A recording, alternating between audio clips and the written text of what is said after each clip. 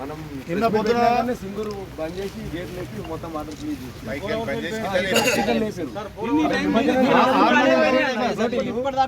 Floating బంద్ చేస్తారు. మీరు వస్తున్నారని చెప్పి 6 గంటల కాల్ చేసి నెల రోజుల నుంచి 6 గంటల కాల్ చేసి ప్రోగ్రామ్ ఉందని చెప్పాలని అనిపిస్తుంది. మేము ప్రెస్ మీట్ ఇచ్చుకోవాలని అనిపిస్తుంది. 5,000 నుంచి 3,000 ఎకరాలు పోయింది. మళ్ళీ వచ్చి 15 రోజులు ఆగేటప్పుడు మొత్తం ఉన్నది కూడా పోయింది. ఇప్పుడు 10 ఎకరాలు పోయింది సార్. మరి ఎన్ని ఎకరాలు పడి ఉంటుంది సార్? ఇసుక మేడలు దాదాపు ఒక 1000 ఎకరాలకు. ఇసుక మేటలు 5,000 ఎకరాల పంట, ఒక 1000 ఎకరాలు ఇసుక మేడలు చెరువులు పోయినాయి. రిపోర్ట్ చేస్తున్నారు. 4 చెరువులు పోయినాయి. పోచారం ప్రధాన కాలంలో మొత్తం గన్లు పడేస్తారు. ఇప్పుడు చేయలేకపోయినా 40 రోజులు అయింది. ఇంకోటి నాగేశ్వరం ఇంకోటి సార్, ఇప్పుడు ఇటంటే ఇట్లా పోయినా గడ్డ మీద ఉన్న పొలాలకు నీళ్లు ఎండిపోయి ఈ కెనాల్ మార్గంకు వేసిన వాళ్ళకి వాళ్ళు నీళ్ళు లేక ఎండిపోతున్నాయి. ఈ మునిగిపోయినేమో ఇట్లా మొత్తం మండలం మొత్తం గన్లు పడి 6 జాల గన్లు పడి కాలువ నీళ్ళు వస్తున్నాయి. ఎండిపోతుంది. కనెక్ట్ చేసే సీజన్ పరిస్థితి కూడా ఏంది. ఇప్పుడు రిపేర్ చేయకపోతే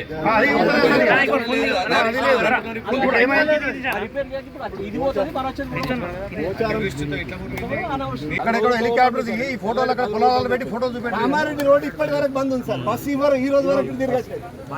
40 రోజులు అవుతుంది. కామారెడ్డి రూట్ 40 కిలోమీటర్లు మొత్తం రోడ్డే బంద్ ఉంది. ఇక్కడ కూడా పండగ పూట కూడా మళ్ళీ ఇమీడియట్ గా దాన్ని ఇచ్చేయాలి.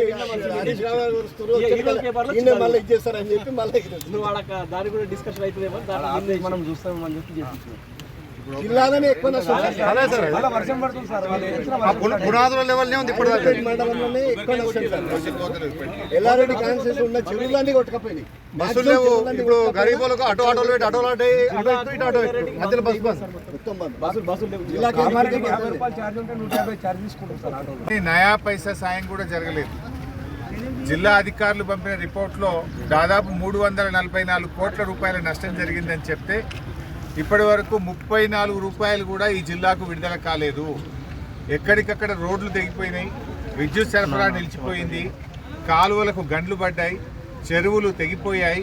కానీ ఏ ఒక్క చోట కూడా పునరుద్ధరణ ప్రక్రియ స్టార్ట్ కాలేదు. ముఖ్యమంత్రి గారు కామారెడ్డికి వచ్చి కామారెడ్డి ఎల్లారెడ్డి నియోజకవర్గం మధ్య తెగిపోయినటువంటి బ్రిడ్జిను చూసిపోయారు. వెంటనే రిస్టోర్ చేస్తామని చెప్పారు. నెల రోజులైనా ఈ రోజు కూడా ఎల్లారెడ్డి నియోజకవర్గం నుంచి కామారెడ్డికి బస్సులు నడవడం లేదు. ఎల్లారెడ్డి నియోజకవర్గం నుంచి కామారెడ్డి జిల్లా హెడ్ క్వార్టర్కు రవాణా సౌకర్యం అంటే ఆర్టీసీ బస్సులు లేక పిల్లల చదువులు ఎఫెక్ట్ అవుతూ ఉన్నాయి.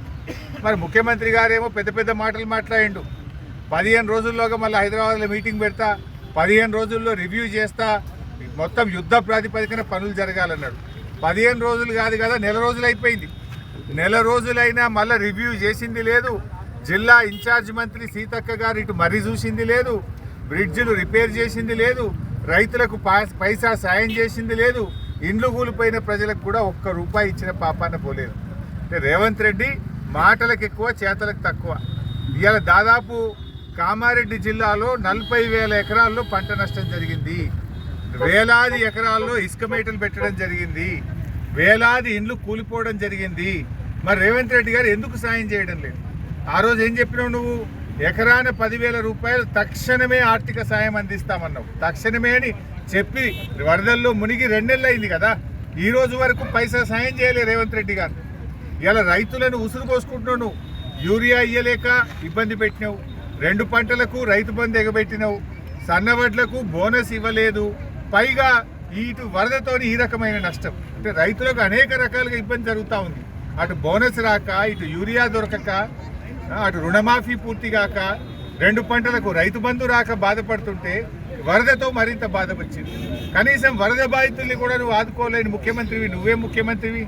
ఈ జిల్లాకు మంత్రి ఇవ్వకపోతేవి, ఇన్ఛార్జ్ మంత్రి ఇదికు రాదాయే. ముఖ్యమంత్రిగా నువ్వు వచ్చి చూసి కూడా ఈ రోజు వరకు కూడా నువ్వు చెప్పిన మాట ఒక్కటి కూడా అమలు కాలేదు.